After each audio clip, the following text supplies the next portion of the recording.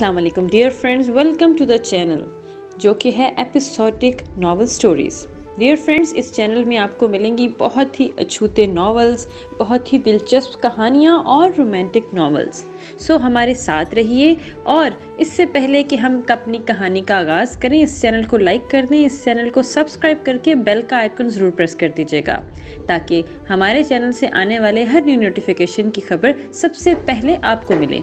एतबार उसकी किस्त नंबर है 52। अरम उसके खुले मुंह को बहुत दिलचस्पी से देख रहा था और फिर उसकी थोड़ी के नीचे हाथ रखकर उसके खुले मुंह को बंद किया, लेकिन हाथ हटाने के बाद वो वापस खुल गया। मुंह तो बंद करो फातिमा, हंसते हुए दोबारा मुंह बंद करने लगा। ये तो वाकई ख्वाब लग रहा है। वो शीशों के अंदर डमी पर लगे चमकते कपड़े देखकर खुशी गई थी। जब भी तो ड्रीम रूम राम रखा है ना, मेरी फातिमा का ड्रीम रूम। फातिमा को आगे बढ़ते एक एक ड्रेस को देखती जा रही थी और उसमें कोई शक नहीं था कि इसे हर जोड़ा पसंद आ रहा था। वो इतने भारी कपड़े नहीं पहनती थी पर उसको शौक था ऐसे कपड़े लेने का। वो चलते चलते रुकी। सामने रेड कपड़े से किसी चीज़ को कवर किया हुआ था। वो आगे बढ़कर इस कपड़े को हटाने गई जब अरहम ने इसे रोक दिया। पहले आंखें बंद करो। अरहम के कहने पर उसने बिना कुछ कहे खामोशी से आंखें बंद कर लीं। अरहम ने डमी पर से कपड़ा हटाया। अब आंखें खोलो। फातिमा ने आंखें खोली और वो खुलने के साथ साथ फट गई। ये अरहम, तो वही ड्रेस है। वो बेसाख्ता आगे बढ़कर बच्चों की तरह उछलने लगी और अरहम को आज फातिमा वही मॉल वाली फातिमा लगी। या अल्लाह, इतना ढूंढा था मैंने ये, इसके लिए रोई भी थी। वो उसका दुपट्टा उतार कर सर पर ओढ़ने लगी। बोलने का काम सिर्फ वही कर रही थी। अरहम खामोशी से मुस्कुराते हुए उसकी हरकतें देख रहा था। कैसा लग रहा है? उसने शरारे का भारी काम का दुपट्टा अपने सिर पर ओढ़ा और अपने भरपूर और हर एंगल से जायज़ा लेने के बाद अरहम की तरफ मुड़ी। बहुत खूबसूरत लग रहा है, वो मोहब्बत से बोला। हाँ, लेकिन इतनी भारी है, ऐसे लग रहा है कि गर्दन टूट जाएगी। अरहम इसके नीचे गिरा पल्लू हाथ में तोलते हुए बोला, हाँ जानता हूँ, अपने भाई के वलीमे का लहंगा भी ऐसे ही शोपीस कराने के लिए लिया था ना। वो हंसते हुए बोल गया, पर बोलने के बाद एहसास हुआ गलत बोल गया, क्योंकि उसने फातिमा को अब तक ये नहीं बताया था कि उसे फातिमा से मोहब्बत पहले से थी या फिर सुंदस के लिए नहीं, वो इसके लिए आया था। हाँ जो भी है, पर ये बहुत ज़्यादा भारी है। वैसे मैं इसे पहनूंगी कब? उसने सुकून का सांस लिया और उसने अपनी खुशी में अरहम की बात पर गौर ही नहीं किया। हमारे वलीमे में। हाथ पकड़ने से फातिमा के मुंह से सी की आवाज़ निकली। अरहम चौंके इसका हाथ देखा तो हथेली के किनारे से छाल छिली हुई थी। ये क्या हुआ है? परेशानी से पूछा।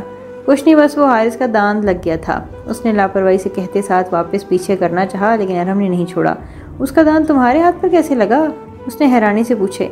थप्पड़ मारा था वो, उसके दांत पर हाथ लगा। वो जितने आम से लहजे में बोल रही थी, अरहम इतना ही हैरान हो रहा था। तुम तो मेरी सोच से ज्यादा बहादुर हो गई हो फातिमा, पर ये कैसे मारना हुआ कि खुद को ही जख्मी कर लिया? ऐसे मारना हुआ कि उसके 14 तबक रोशन हो गए होंगे और वो ये थप्पड़ सारी जिंदगी नहीं भूलेगा। वो लापरवाही से बोली जबकि तासुरात नागवार हुए थे। वाह, मुझे भी नहीं पता था मेरी बीवी शेरनी है। इसका बिगड़ता मूड देखकर वो बात बदल गया और कुछ ही देर पहले ही तो ठीक हुई थी, जबकि आंखें अब भी सूजी हुई थीं। फातिमा ने दुपट्टा सर से उतार कर वापस डमी पर रखा और बाकी ड्रेसेस देखने लगी। अरसलान, मैं क्यों बुरा मानूंगी? आप मुझे इस तरह का समझते हैं? सुंदस मुंह बनाते रुख मोड़ गई। अरसलान इसे कल रात ही तो बताया था कि वो एक दिन उसके साथ और एक दिन अपनी माँ के साथ रहेगा। ना वो सुंदस को अकेला छोड़ सकता है ना अपनी माँ को, इसलिए अब यही एक हल बचा है कि वो बट कर रहे। और ये बात उसे खुद भी तकलीफ दे रही थी। आई एम सॉरी सुंदस, अम्मी की बेवजह की जिद की वजह से इतनी परेशानी हो रही है। अरसलान ने उसका रुख वापस अपनी तरफ करते शर्मिंदगी से कहा। आप सॉरी मत कहें अरसलान, मुझे यकीन है वक्त के साथ सब ठीक हो जाएगा और सच्ची मोहब्बत इस बात की खुशी है कि आप बराबरी कर रहे हैं। सुंदस का हाथ थाम के मोहब्बत से बोली, हाँ लेकिन मुझे दुख है कि काश अम्मी समझ आती तो उनका अपना बेटा रोज़ घर पर मिलता, लेकिन शायद उनको वही अरसलान चाहिए जो 2-2 दिन बाद घर आता था। और अब देखना, मैं एक दिन बाद घर जाऊंगा तो वो यही कहेंगी कि बहू ने छीन लिया मेरा बेटा। आखिरी जुमला अरसलान ने हंसते हुए मजाक में कहा था। उसकी बात पर सुंदस भी हंसती थी। सही कह रहा था, नाम उसी पर आना है कि बहू ने बेटा उड़ा लिया, और होता भी यही है। मैं तुम्हें अकेले कभी नहीं छोड़ता, लेकिन तुम्हारे मैके भी नहीं छोड़ सकता। मुझे उन पर बिल्कुल भरोसा नहीं। मैं बच्ची नहीं हूँ अरसलान, मैं रह लूँगी। और फरवा भी तो है ना, मेड से अरसलान ने कल ही रखा था। अच्छा, फरवा तुम्हारे साथ ही रहेगी, डरना नहीं, और ड्राइवर भी नीचे ही रहेगा, इसलिए कहीं भी जाना हो गाड़ी ही जाना, और यहाँ कहीं से दोस्तियाँ बढ़ाने की बिल्कुल ज़रूरत नहीं है किसी के साथ जाने की। और मोबाइल पास रखना, मैं जब जब कॉल करूँ फ़ौरन उठाना, और ख़ुद भी करते रहना। रात को सोने से पहले दरवाज़ा सही से लॉक करना और परेशान मत होना, मैं कल दोपहर तक आ जाऊँगा। बीच में ही अरसलान की बात काटते खुद को मुकम्मल करके वो हंसी और नसीहतें उसे कल रात से याद करवा रहा था, इसलिए उसे भी याद हो गई थी और उसने भी दोहरा दिया। अरसलान उसके माथे पर प्यार के से खुद में भींचा और फिर अल्लाह हाफिज़ कहकर निकल गया।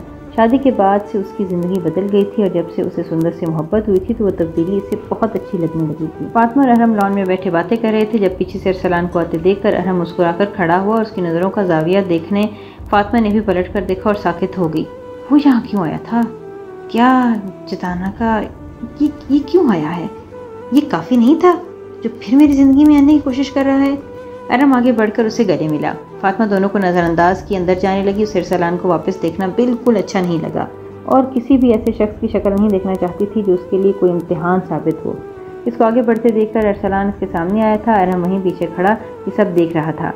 अरसलान जहाँ आने से पहले अरहम से मिल चुका था और उसके सामने अपनी की गई ज़्यादती भी बता चुका था। वो अरहम की इजाज़त से इससे मिलना चाहता था और इससे माफ़ी मांगना चाहता था। इसने कुछ बोला नहीं था पर वो नज़रों से ही इसे बता गई थी कि उसकी मौजूदगी इसकी कितनी नागवार गुजरती है। अरसलान ने बिना कुछ बोले उसके आगे हाथ जोड़ दिए। अरसलान शर्मिंदगी से नज़रें उठाने से कासिर था। उसका कहा हर लफ्ज़ छत था। तुम सही हो, मुझे अब एहसास हुआ है कि बहन का रिश्ता कितना ज़रूरी है और अब मुझे पछतावा भी है कि मैंने बहन का रिश्ता खो दिया। मेरी बिला वजह की नफ़रत और चिढ़ ने मुझसे मेरा सुकून छीन लिया। मैं माफ़ी के काबिल तो खैर नहीं हूँ, लेकिन फातिमा एक बार माफ़ कर दो। मैं उसामा नहीं बन सकता लेकिन अच्छा भाई बनने की कोशिश ज़रूर करूँगा। मैं एक बहन चाहता हूँ और फातिमा मुझे एक बहन चाहिए। वो रोते हुए कह रहा था और हाथ अभी भी उसके सामने जोड़े हुए थे। पीछे खड़े अरहम की आंखें भी नम हुई थीं। मैं बुरे वक्त में भी तुम्हारे साथ होता अगर अपना समझता। मुझे माफ़ कर दो फातिमा, उसामा के वास्ते ही माफ़ कर दो। फातिमा रोते उसे देखने लगी जो बचपन से उसे चिढ़ता था, कोई और मौका उसे तकलीफ़ देने का जाने नहीं देता था। जिसने इसे कभी बहन समझा ही नहीं था, आज वही इंसान उसे माफ़ी मांग रहा था, इसे बहन बना कर रहा था। मैंने आपको माफ़ किया अरसलान, लेकिन भाई सिर्फ एक शर्त पर बोलूँगी। वो ठहरी। अगर सुंदस अरहम को माफ़ कर देती है और अपने नंदोए की नज़र से एक्सेप्ट कर लेती है तो मैं आपको वापस अरसलान भाई कहूँगी। पीछे खड़ा अरहम का दिमाग सुनना उठा था। यानी वो सब जान गई थी। वो जान गई थी कि उसने सुंदस का इस्तेमाल किया था और वो उस दिन भी इसी के लिए आया था।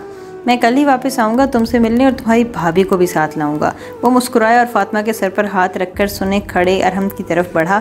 इससे मिलकर बाहर निकलना चला गया था, जबकि फातिमा धुंधली आंखों से उसकी पुश्त के देख रही थी और उसने उसे उसामा का वास्ता दिया था। उसामा के बाद ये दूसरा शख्स था जिसने बहन बोलकर उसके सर पर हाथ रखा था। उसका ये हाथ रखना फातिमा के दिल का मैल धो गया था। वो पीछे मुड़ी, अरहम सुन खड़ा था और उसे देख रहा था। वो आंसू साफ करती उसके पास आई। तुम्हें कैसे पता चला फातिमा? मैंने तो तुम्हें कुछ नहीं बताया। वो दो टोक उससे पूछ रहा था। कल मोहब्बत इजहार किया था आपने मुझसे और ये भी बताया कि अपनी अम्मी के बाद सिर्फ मुझसे मोहब्बत की है आपने ये ब्राइडल ड्रेस मेरे लिए लिया है और जब भी लिया है जब मैं इसे पसंद किया था और मैंने शादी से पहले पसंद किया। आपको कैसे पता कि मैंने भाई के वलीमे का ड्रेस सजा कर रखा है? ये बात भी शायद भाभी ने उसी दिन की होगी, तो इस तरह आपने मुझे इसी दिन मॉल में पसंद किया था। और इन सब बातों को देखते इस दिन अगर आप सुंदर से मिलने आते तो यकीनन मेरे कमरे में आने की गलती ना करते। वो सब समझ चुकी थी। इसने ड्रीम रूम में भी सारी बात सुनी थी, बस वो अनजान बन गई थी। शायद वो खुश रहना चाहती थी और कोई ऐसी बात नहीं करना चाहती थी जिससे उसका दिल ख़राब हो। तुमने मुझे माफ़ कर दिया? अरहम ने बिल्कुल संजीदगी से पूछा। हाँ कर दिया। अम्मी ने कहा था अपनी ज़िंदगी मुश्किल जो आसान बनाना मेरे लिए मेरे हाथ में है और अब मैं अपनी ज़िंदगी मुश्किल नहीं चाहती। मैं सुकून चाहती हूँ। अब मैं खुश रहना चाहती हूँ। बहुत तकलीफ़ें बर्दाश्त कर चुकी हूँ, अब बस हो गई है। बोलते बोलते उसकी आंखों में आंसू भर गए।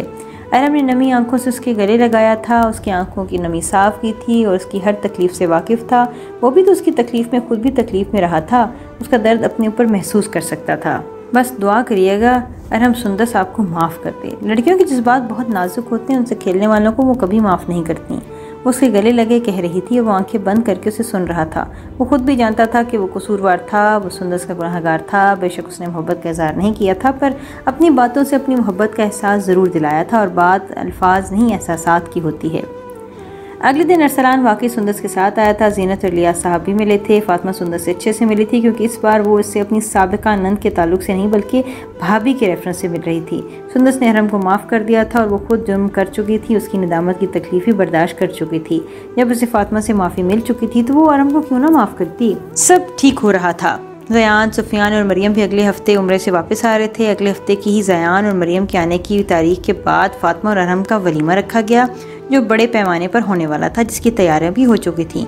अरसलान मीरब और आरिफ साहब से भी माफ़ी मांग चुका था और उन्होंने भी माफ़ कर दिया था। अलबत्ता पुप्पे के रवैये में कोई फ़र्क नहीं आया था। सुंदस भी उस दिन हारिस के हाथ उठाने के बाद मैके नहीं गई थी। वो जाना चाहती थी, जो भी था वो माँ और भाई थे, फितरी मोहब्बत थी।